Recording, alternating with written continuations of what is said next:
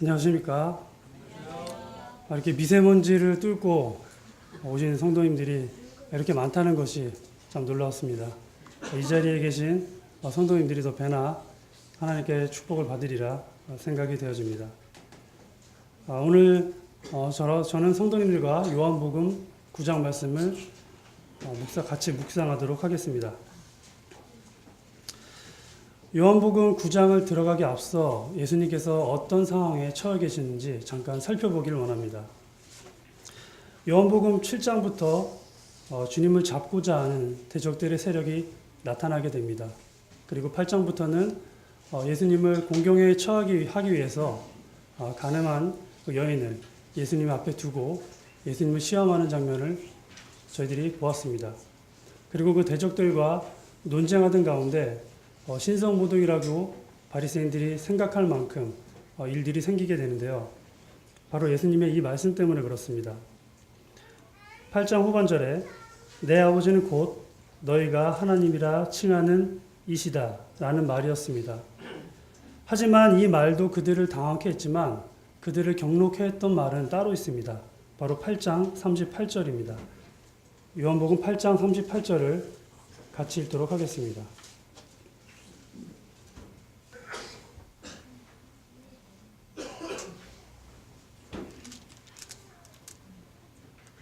시작. 나는 내 아버지께서 본 것을 말하고 너는 너희 아비에게서 들은 것을 행하니라. 그리고 제가 다른 말씀 하나 더 읽어드리겠습니다. 아브라함에 관한 논쟁이 있을 때 예수께서 이르시되 진실로 진실로 너희에게 이르노니 아브라함이 나기 전부터 내가 있느니라 하시니라. 이 말 때문에 대적자들이 격노하게 되었습니다. 만약 예수님께서 아브라함 이전에 존재했다라고 하면 과거형 단어로 있었느니라라고 썼어야 됐습니다. 하지만 예수님이 내가 있느니라는 현재형을 썼습니다.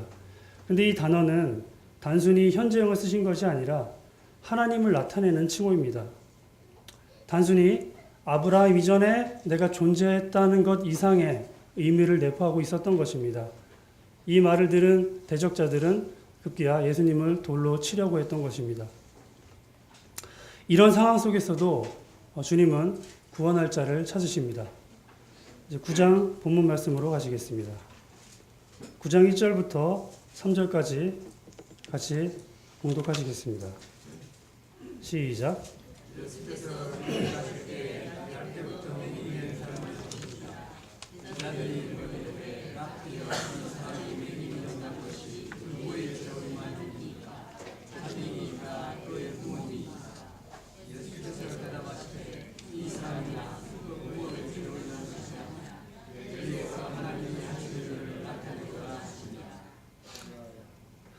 이 질문을 하는 것으로 볼 때 아직까지 제자들은 예수님이 어떠신 분인지 잘 이해를 하지 못하는 것 같습니다. 만약에 8장에서 가늠한 그 여인을 대하는 예수님의 태도를 알았더라면 이런 질문을 하지 않았을 것입니다. 주님은 사람의 연약함을 이해해 주시는 분이십니다. 그리고 정죄하시지 않고 죄를 용서해 주시는 분이십니다. 이것은 주님이 자신이 하신 말씀을 통해서도 잘 드러납니다. 요한복음 12장 47절 말씀을 같이 읽도록 하겠습니다. 12장 47절입니다.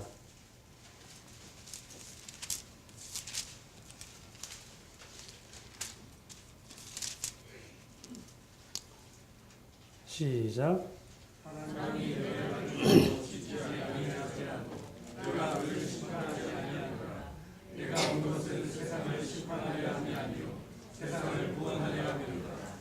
이어서 누가복음 4장 18절 말씀을 제가 읽어드리도록 하겠습니다. 주의 성령이 내게 임하였으니 이는 가난한 자에게 복음을 전하게 하시려고 내게 기름을 부으시고 나를 보내사 포로된 자에게 자유를 눈먼 자에게 다시 보게 함을 전파하며 눌린 자를 자유케 하고 주의 은혜를 전파하게 하려 하였더라. 이것은 선지자 이사야 선지자의 말을 인용한 것인데요. 이사야 선지자의 말 그 뒤에 한 구절이 더 있습니다. 바로 신원의 날, 바로 심판의 날입니다. 하지만 주님께서는 그 심판의 날을 언급하지 않고 은혜의 해라는 지금은 은혜의 해라는 것을 밝히시기 위해서 심판의 날을 읽지 않고 책을 덮으신 것을 기억하게 됩니다. 주님은 인간에게 은혜를 주시고자 작정하면서 오신 분 같습니다. 주님께서 맹인 청년을 어떻게 대하시는지 보면 저희 성도와 저희 교회가 병든 사람들, 그리고 몸이 불편한 사람들, 그리고 고통 중에 있는 사람들에 대해서 어떤 태도를 가져야 되는가라는 생각을 잠시 하게 되었습니다. 만약 우리가 이런 사람들을 대할 때 제자들처럼 저들이 저런 것이 저들의 죄 때문입니까? 아니면 저 부모의 죄 때문입니까? 라고 생각하시는 분이 혹 계시겠습니까? 아니면 그런 사람들을 볼 때마다 정말 마음속 깊은 곳에서 사랑하는 마음이 먼저 나오고 기도하고 그 사람을 어떻게 섬길 것인지, 그 사람을 어떻게 도울 것인지 먼저 생각이 나십니까? 그것도 아니면 사람에 따라 그 생각이 바뀌시지는 않으십니까? 이 나면서부터 맹인이었던 사람을 대하는 태도가 제자와 예수님이 극명하게 다른 것을 보게 됩니다. 그것은 바로 사랑입니다. 하나님의 영광과 죄인에 대한 그 사랑이 독생자이신 아들 예수 그리스도를 이 땅에 보내시게 하신 것입니다. 사랑의 관점에서 본다면 이 모든 것들이 쉽게 해결되어집니다. 왜 나면서부터 흑암 속에서 살아야 했던, 그리고 평생을 구걸하다가 인생을 마쳐야 했던 그 맹인에게 아무도 쳐다보고 아무도 관심 갖지 않는 그 사람에게 주님이 나타나셨습니까? 그것은 긍휼과 사랑 때문입니다. 그것이 바로 주님이 사람에 대한 기본적인 태도인 것입니다. 최근 저는 한 자매님이 중병에서 완치되었다는 기쁜 소식을 들었습니다. 이 소식을 들었을 때 저뿐만 아니라 저희 아내와 함께 기뻐하였습니다. 그리고 저희 가정뿐만 아니라 온 교회가 함께 기뻐하고 축하하고 정말 즐거웠던 기억이 있습니다. 자매님이 암에 걸렸다는 소식이 들었을 때 모두 자기 일처럼 걱정하고 안타까워했던 것을 기억하게 됩니다. 그 소식을 듣자마자 온 교회가 함께 기도하고 있었던 것도 저는 알고 있습니다. 저는 이것이 분명히 사랑이라고 확신합니다. 비록 우리가 피를 나누지는 않았지만 인간적으로 특별한 친분한 사이가 아닐지라도 우리 주 예수 그리스도 안에서 주님이 주신 사랑으로 우리가 서로 사랑했다는 확신이 있습니다. 이러한 분들을 위한 기도와 관심, 그것은 분명 주님으로부터 오는 것임을 확신합니다. 서대문 교회에는 이런 일들이 많은 것이 얼마나 감사한지 모르겠습니다. 이것이 형제 사랑이라고 생각되어집니다. 어떤 아픔과 고통은 교회와 믿음의 공동체를 하나 되게 합니다. 우리가 누구인지 깨닫게 해줍니다. 그리고 타성에 젖어 살던 우리의 본분을 기억하게 합니다. 이것이 고난에 대한, 그리고 질병에 대한, 그리고 장애에 대한 그리스도인의 태도라고 생각되어집니다. 바로 주님이 그렇게 하셨기 때문입니다. 4절부터 7절까지 말씀 같이 봉독하시겠습니다. 요한복음 9장 4절부터 7절까지입니다. 시작.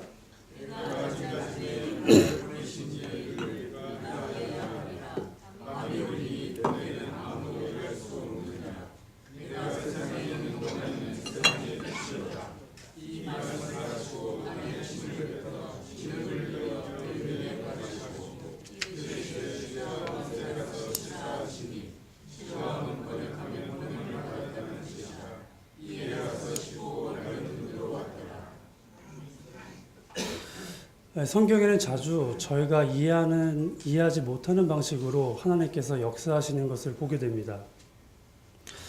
침으로 이겨진 진액이 과연 맹인의 눈에 어떤 작용을 할까요?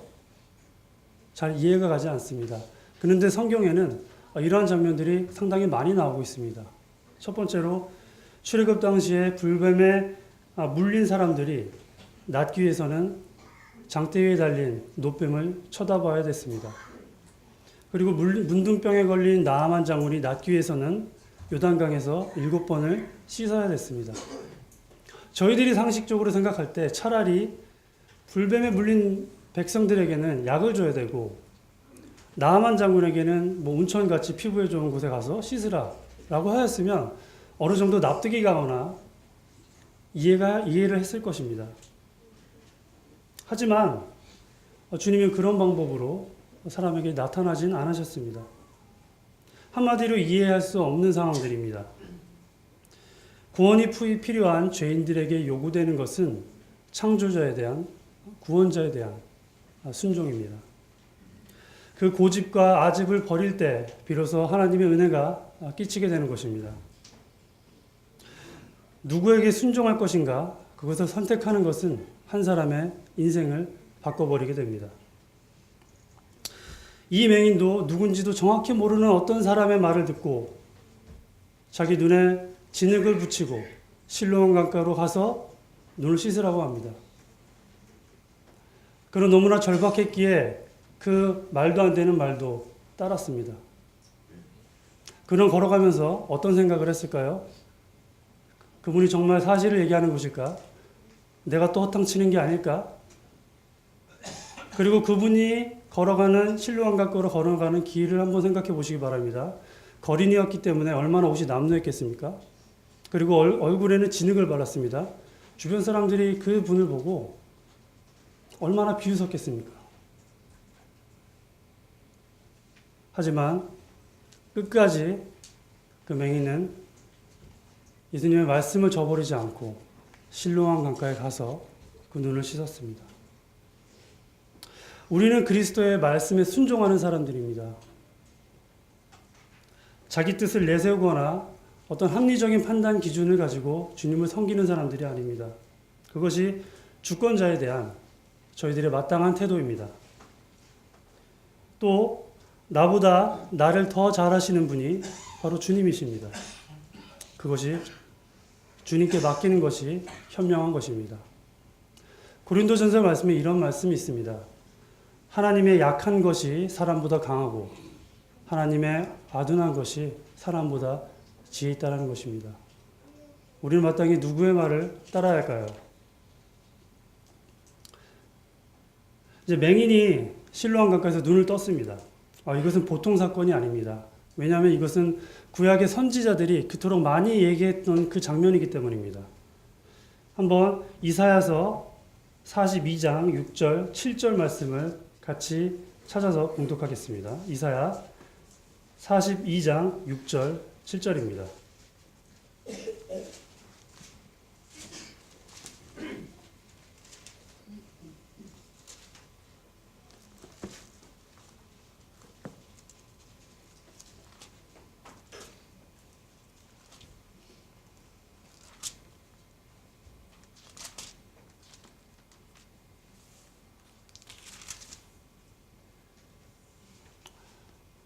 읽겠습니다. 시작. 나 여호와가 의로 너희를 불렀은즉 내가 내 손을 잡아 너를 보호하며 너를 세워 백성과 언역과 이방의 빛이 되게 하시니 내가 눈먼 자의 눈을 밝히며 갇힌 자를 감옥에서 이끌어내며 흑암에 앉은 자를 감방에서 나오게 하리라. 35장 5, 6절에는 이런 말씀이 있습니다. 그때 맹인의 눈이 밝을 것이며 못 듣는 사람의 귀가 열릴 것이며 그때 자는 사슴같이 뛸 것이며 말 못하는 자의 혀는 노래하리니 이는 광야에서 물이 솟겠고 사막에서 시내가 흐를 것임이라. 이 맹인이 눈을 뜬 것은 단순한 사건이 아닙니다. 이것은 예수님이 바로 이스라엘 민족이 기다려왔던 메시아일 수 있다라는 강력한 표적이었습니다. 하지만 대적자들은 그 표적을 보지 않고 예수님이 어겼던 구율법, 진흙으로 흙을 이겼다라는 그 사실 때문에 주님을 비판하고 있는 것입니다. 정말 누가 맹인입니까? 메시아의 표적을 외면했던 그들이 진정 맹인이 아니겠습니까? 그들은 하나님의 말씀에 눈을 감고 귀를 닫고 이를 가는 그런 사람들이었습니다. 다시 요한복음 말씀으로 돌아가겠습니다. 요한복음 9장 13절부터 15절 말씀을 같이 읽도록 하겠습니다. 시작. 그들이 전에 맹인이었던 사람을 데리고 바리새인들에게 갔더라. 예수께서 진흙을 이겨 그러므로 바리새인들도 그가 어떻게 보게 되었는지를 물으니 이르되 그 사람이 진흙을 내 눈에 바르며 내가 씻어 보이나이다 하니 바리새인들 중에 어떤 사람이 말하되 이 사람이 안식일을 지키지 아니하니 하나님께로도 온 자가 아니라 하며 어떤 사람이 말하되 죄인으로서 어떻게 이러한 표적을 행하느냐 하여 그들 중에 분쟁이 있더니 당시 작은 지역의 장로들 혹 바리새인들은 작은 재판을 열 수 있었다고 합니다. 그리고 필요한 사람들을 소환시켜서 증언들을 들었다고 합니다. 예수 그리스도에 관한 소요가 점점 커지자 그들은 가만히 있을 수 없었던 것 같습니다. 그래서 맹인이었던 그 청년을 불러세웠습니다. 그리고 그 맹인에게 반복적으로 같은 질문을 하면서 그들이 원하는 대답을 요구했지만 실패했습니다. 또한 대적들은 주님을 제거하기 원했지만 주님께서 하신 말씀과 강력한 표적들로 인해서 그들 중에서도 내부적인 혼란이 있었던 것을 보게 됩니다.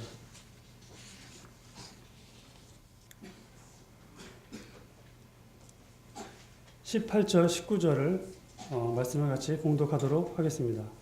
시작.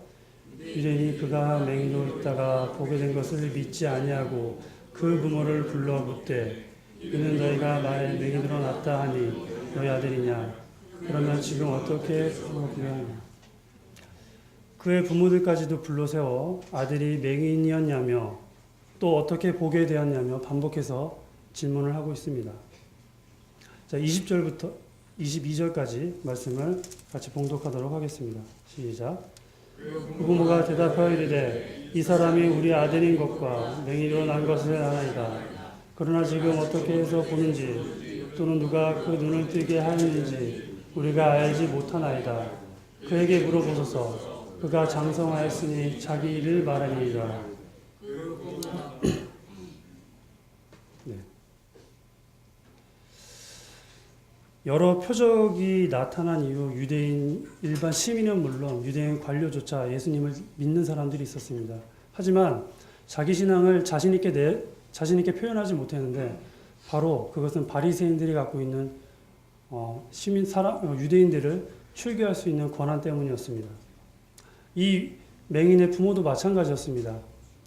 자기 자식이 눈 뜬 것은 너무나 기쁜 일이었지만 함부로 예수님이 그 일을 하셨다라고 말할 수 없었던 것입니다. 왜냐하면 출교가 너무나 두려웠기 때문입니다.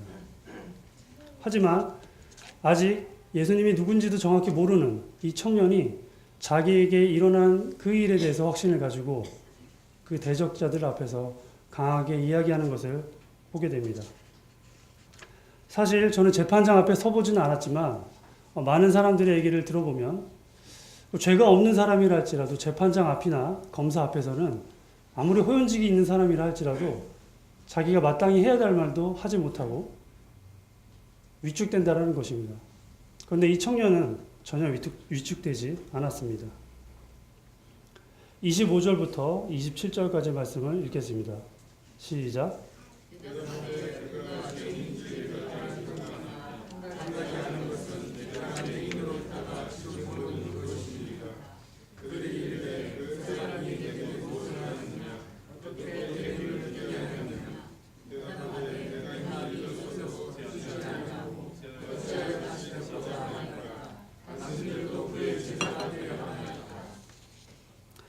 이 무식한 거지의 말에 바리새인들이 마음이 상한 것 같습니다. 이제 그를 급기야 욕까지 하고 있습니다. 28절 말씀에 그들이 욕하여 이르되 너는 그의 제자이나 우리는 모세의 제자니라.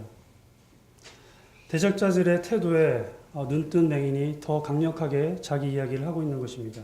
제가 30절 31절은 제가 읽도록 하겠습니다. 그 사람이 대답하여 이르되 이상하다. 이 사람이 내 눈을 뜨게 하였으되 당신은 그가 어디서 왔는지 알지 못하는도다. 하나님이 죄인의 말을 듣지 아니하시고 경건하여 그의 뜻대로 행하는 자의 말은 들으시는 줄은 우리가 아나이다. 창세 이후로는 맹인으로 난 자의 눈을 뜨게 하였담을 듣지 못하였으니. 눈뜬 이 청년을 설복하려고 했지만 오히려 바리새인들이 설복당하는 꼴이 되었습니다. 그들로서는 욕하고 쫓아내고 회당에서 추출하는 방법밖에 없었습니다. 청년은 자신이 본 것과 들은 것, 주님을 만난 것, 그리고 자기 자신에게 일어났었던 그 사실을 부정할 수가 없었습니다. 그는 주님을 체험했습니다. 이 시간 성도님들과 함께 체험하는 신앙이 무엇인가라는 것에 대해서 잠시 나누고자 합니다. 이 맹인이 주님을 만났던 것처럼 예수님을 만났거나 예수님의 부활을 직접 목격한 사람들의 하나 같은 특징이 있습니다. 그것은 그들에게는 두려움이 없다는 것입니다. 처음 예수님이 잡히시던 전날 밤을 생각해 봤으면 좋겠습니다. 그때 베드로의 행적을 쫓아가길 원합니다. 그는 주님이 잡히셨을 때 도망가고 거짓말하고 숨었던 사람입니다. 두려워했던 사람들입니다. 하지만 주님의 부활을 목격하고 그리고 성령 강림 이후에 그가 예루살렘에서 그리스도에 대한 복음을 전했을 때 3,000명이나 되는 사람이 침례를 받게 됩니다. 정확한 사료는 아니지만 당시 인구가 4만에서 10만 정도의 사람이 예루살렘에서 살았다고 합니다. 인구로 따지면 적게는 3%에서 6%에 되는 사람입니다. 베드로와 500명의 증인들은 자신이 본 것에 대해서 확신합니다. 이 세대의 증인들은 아주 특별한 역사적인 순간에 존재했던 인물들입니다.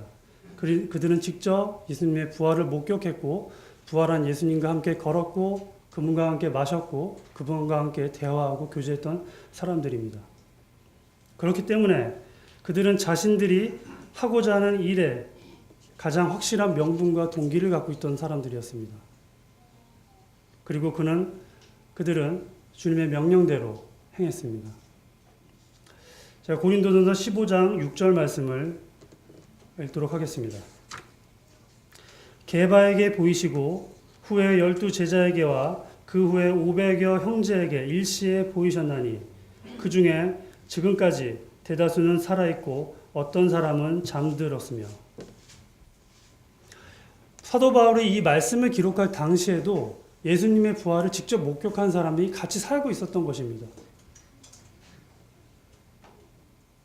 동시대에 주님의 부활을 목격한 사람이 함께 살았다는 것입니다. 내 옆집에, 내 앞집에, 그리고 내 동네 사람 중에 누군가가 예수님의 부활을 직접 목격했다는 것입니다. 그리고 그들은 그 이웃들에게서 예수님에 대한 소식을 들었을 것입니다. 여기저기서 수군댔을 것입니다. 자신들이 처형했던 그 선생님이, 그 선지자가 부활하셨다고. 그리고 로마의 처형대에 섰던 그분이 우리 민족이 그토록 바라던 메시아였나라고 이런 소식이 일파만파 퍼지게 되었던 것입니다. 바로 그분의 부활을 목격한 제자들과 500명의 사람들로부터입니다.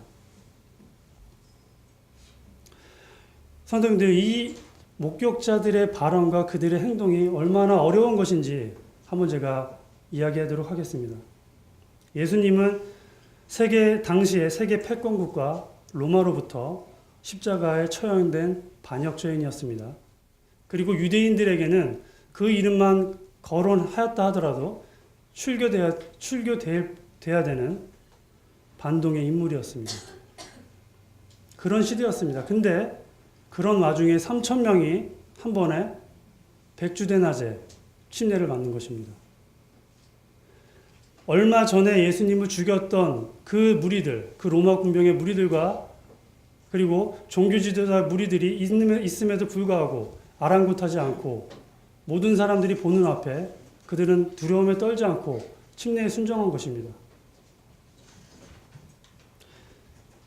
세계의 패권국가 로마에게는 반역죄인을 따르는 사람이 되었고 유대인들로부터는 유대교 출교자의 낙인을 평생을 가지고 살아야 됐던 운명인 것입니다. 하지만 그 침례받은 사람들도 그리고 그 예수님의 부활을 목격한 사람들도 자기가 본 것, 자기가 들은 것, 자기가 경험한 것에 대해서 부정할 수가 없었습니다. 숨길 수가 없었습니다. 그리고 그들이 만진 것, 본 것에 대해서 이야기를 할 수밖에 없었습니다. 그 확신에 찬 제자들과 증인들의 모습 속에서 그 사람의 태도와 그 사람의 말 속에서 유대인들은 요동하고 있었던 것입니다. 여러분, 부활을 믿기로 한 그 사람들이 거짓말할 이유가 하나도 없습니다. 왜냐하면 앞서 얘기한 두 가지 이유 때문에 그들은 평생을 위협받아야 되는 삶을 감당하고 이런 행위들을 한 것입니다. 그들은 거짓말할 이유가 없는 사람들입니다. 그렇기 때문에 유대인들이 베드로가 메시지를 던졌을 때 3천 명이나 되는 사람이 믿은 줄로 저는 분별하고 있습니다. 대다수의 사람들이 예수님의 부활을 직접 목격하지는 못했습니다. 베드로와 5명의 증인들의 태도를 보고 깨달았던 것입니다. 정말로 그 나사렛 예수가 살아났구나. 그분이 정말 부활했구나. 라는 확실한 증거를 그 목격자들을 통해서 확인한 것입니다. 그들에겐 예수의 부활이 현실입니다. 예수를 믿었던 그들은 현실적으로 삶을 살았습니다. 그들에겐 그것이 현실이었습니다. 나에게 무엇이 현실입니까?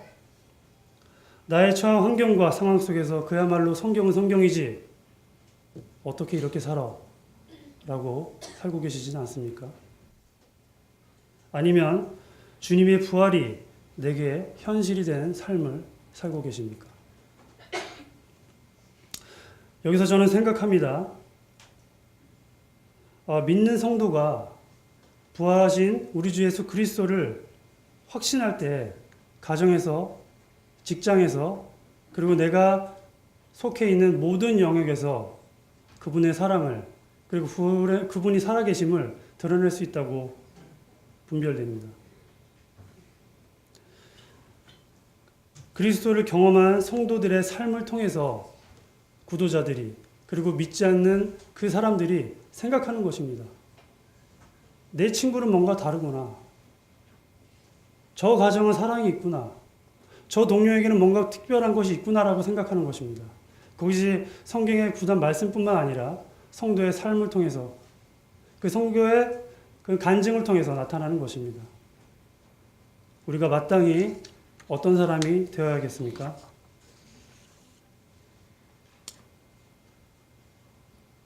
자기 할 말을 다한 이 눈뜬 청년은 그들로부터 쫓겨나게 됩니다. 34절 말씀입니다. 그들이 대답하여 이르되 내가 온전히 죄 가운데서 나서 우리를 가르치냐 하냐 하고 이에 쫓아내어 보내니라. 이 쫓아보낸다는 얘기는 바로 출교를 의미하는 단어입니다. 결국 이 청년은 눈뜬 후에 만나보지도 못한 그 예수님이 자기 하신 일들을 강력하게 주장하다가 결국 유대교로부터 출교당하게 되었습니다. 유대교로부터 출교당한다는 것은 모든 사회적, 경제적 행위가 불가능하게 되는 것을 의미합니다. 이 거지가 갖고 있는 것이 무엇이겠습니까?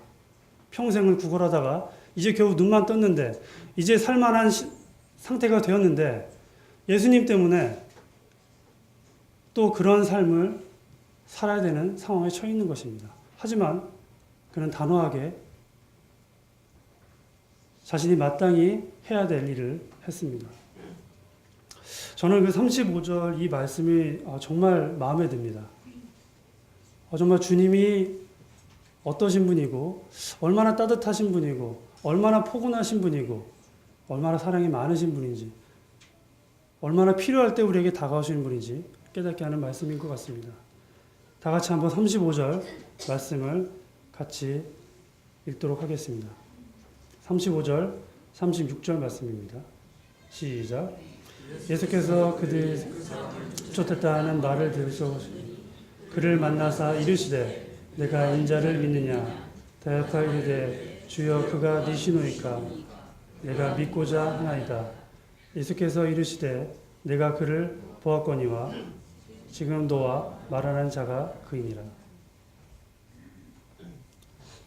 세상으로부터 단절되고 세상의 권력자로부터 내침을 받은 이 청년에게 비로소 주님이 다시 나타나는 장면을 보게 되었습니다. 제가 처음 구원받았던 주님의 말씀을 깨달았던 시기를 잠시 돌아보고자 합니다. 처음 저의 죄를 깨달았을 때 너무나 두려웠습니다. 그때는 제 부모님도 제 친구도 그 어떤 것도 저를 위로해주지 못했던 때였습니다. 하지만 저의 죄를 깨닫자마자 예수 그리스도의 그런 은혜가 저에게 미쳤습니다. 저의 죄를 자복했을 때, 주님 앞에 엎드렸을 때 그분이 저의 구원자가 되시고 저의 인생의 주인이 되셨습니다. 주님은 가장 필요할 때 우리에게 오시는 분이십니다. 가장 간절히 원하는 그 사람에게 나타나십니다. 영접하는 자고 그 이름을 믿는 자들에게는 하나님의 자녀가 되는 권세를 주셨으니 믿고 영접하면 그리스도인이 됩니다. 이게 바로 당시 유대인들이 예수님을 영접했던 방식입니다. 그냥 내가 믿노라라고 입으로 고백하는 것이 아닙니다. 이분들의 영적인 고백은 내 모든 것을 포기하고서라도 주님을 쫓겠다라는 강력한 의지가 있어야지만 영접할 수 있었던 것입니다. 그 3,000명의 침례받은 사람들은 어떻겠습니까? 몇 달 전에 예수님을 죽인 그 대적자들 앞에서 과감히 침례를 받았습니다. 그들은 두렵지 않았을까요? 그렇지 않습니다. 그들도 두려워했을 것입니다. 하지만 주님이 주시는 그 평안과 주님이 주시는 그 담대함으로 그들은 자기 신앙을 고백하면서 살아나갔던 것입니다. 결국 여기서 얘기한 예수님이 자기 스스로를 이야기하실 때 인자라는 이야기를 하셨는데 그 인자는 메시아를 나타내는 칭호입니다. 그리고 그 청년은 주님을 영접하게 되었습니다. 저는 이 청년의 이야기가 여기서 끝나는 것이 너무 아쉬웠습니다. 정말 그 나라에 가거든 이 청년을 만나고 싶어요. 어떻게 살았냐고. 그 후에 무슨 일을 하셨습니까? 그분의 간증이 너무 기대가 됩니다. 이제 성경은 저희들에게 묻고 있습니다. 이 청년은 자기 삶을 이렇게 살았노라고 이야기하고 있습니다. 우리는 어떠한 삶을 살아가야 될까요? 많은 것을 생각하게 하는 말씀입니다. 39절 말씀입니다. 내가 심판하러 이 세상에 왔으니 보지 못하는 자들은 보게 하고 보는 자들은 맹인이 되게 하려 하심이니라. 초반에 했던 주님은 이 세상에 화평과 구원자로 오셨던 분이십니다. 하지만 조건이 있습니다. 그것은 주님을 믿고 주님을 영접하는 자들에게 주시는 은혜입니다. 하지만 그분을 대적하고 그분을 저버리는 자들에게는 심판이 선포될 뿐입니다. 예수님이 그리스도시고 하나님의 아들이라는 사실을 받아들이지 않으면 필연적으로 심판은 불가피합니다. 이제 마무리를 하겠습니다.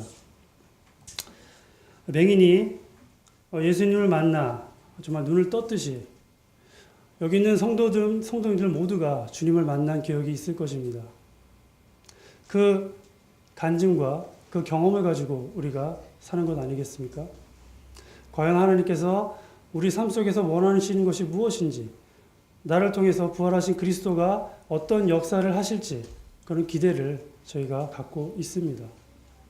한 주를 한 주의 절반을 살았지만 나머지 주말까지도 성도님들이 오늘 들었던 말씀을 기억하시면서 부활하신 예수 그리스도의 삶을 드러내는 그런 삶을 살기를 원합니다. 가정에서, 직장에서, 그리고 성도님들이 계시는 어느 곳이라도 정말 우리들을 바라볼 때 저분은 하나님의 아들이구나, 저분은 예수 그리스도를 믿는 사람이구나, 이런 것들을 깨닫게 하시기 바랍니다. 그것이 저희의 본분인 것 같습니다. 이상으로 요한복음 9장 교제를 마치겠습니다. 감사합니다.